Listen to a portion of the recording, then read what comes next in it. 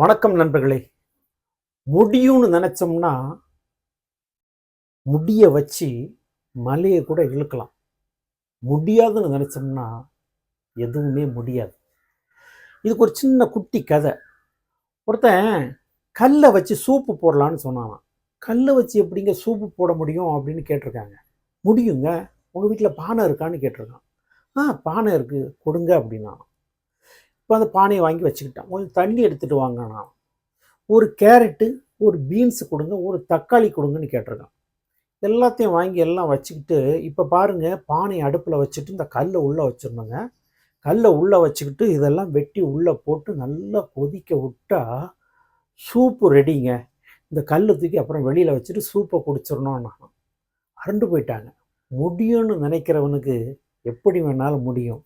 போராட்டம்தான் வாழ்க்கை. நன்றி.